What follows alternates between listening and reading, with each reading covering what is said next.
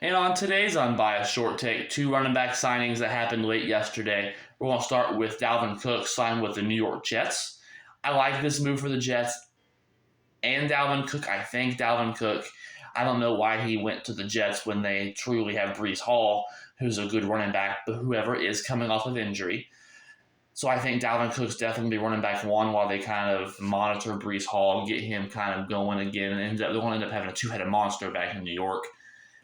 Dalvin Cook, 1,000-yard back, multiple seasons, pretty much as consistent can go. And you had heard rumors he may go to the Jets.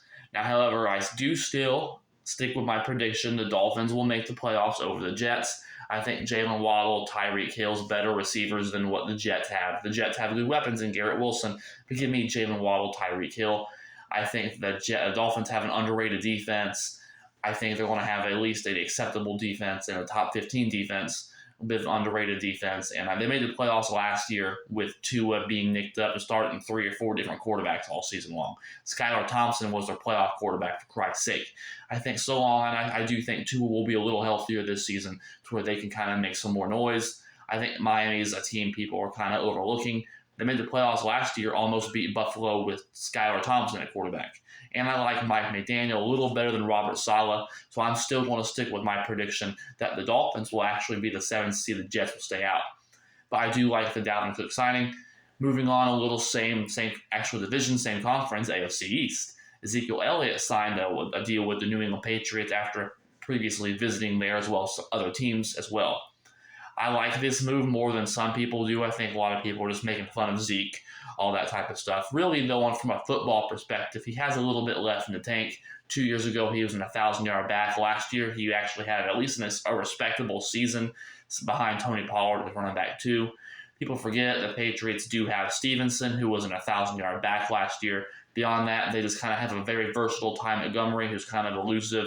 So they need a puncher, truly. And Zeke is a big back. He's a big back. So he's going to be good on third down and goal line. And I think that will kind of help New England be able to compete in a tough AFC East. I think New England's a little underrated. I do not think they'll make the playoffs, though. Too hard of a conference, too hard of a division. I think the AFC East is the best division in football by far. I still look New England to be kind of around the 500 mark. They have Bill Belichick. They're always going to have an elite defense. And they do have new weapons. They got Mac Jones, finally an offensive coordinator, and Bill O'Brien, which, mind you, Bill O'Brien's had multiple years of success in New England in the past. And I kind of look for him to kind of help Mac Jones at least become the quarterback he was his first season as a starter in New England.